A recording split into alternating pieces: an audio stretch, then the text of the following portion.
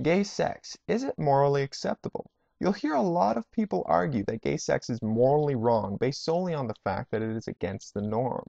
It is not normal for two men to have sex, and it is not normal for two women to have sex.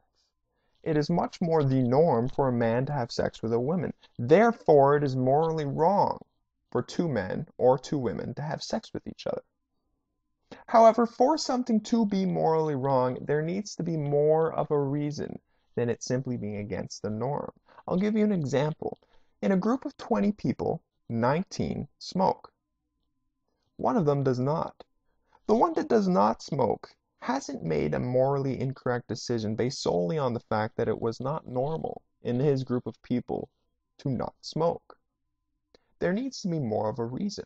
Now you'll hear people pipe up that, well, AIDS.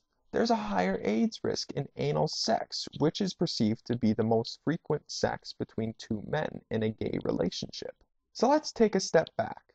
What we're basically saying is it's morally wrong for me to have anal sex with another man because I have the option of having much safer sex, vaginal sex, with a woman. However, lesbian sex is by far the safest sex possible when it comes to AIDS risk and other STDs. Therefore, by the logic behind your argument, it is morally unacceptable for a woman to have sex with a man because it is much more safer for her to have sex with another woman. There is a much safer option out there for her. So, by your logic, women shouldn't have sex with men. Another biggie you'll hear from people is that, well, gay people can't reproduce. Two men can't have a baby and neither can two women, therefore gay sex is unacceptable. However, if we're going to claim that any sex that does not have procreation as a possible outcome is morally unacceptable, then so too are we to claim that vaginal intercourse between a straight infertile couple is morally wrong. There's no possible procreation that can happen between this infertile man and his female spouse.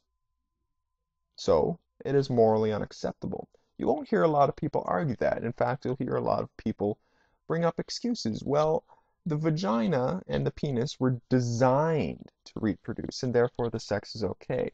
Well, that's fine and dandy.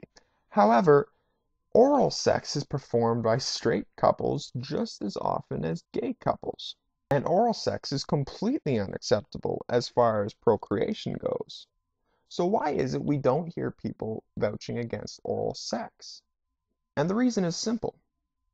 Show me a straight man that would turn down oral sex from a beautiful woman on the basis that it's morally wrong for him to engage in this sexual act because there's no procreation that can possibly happen.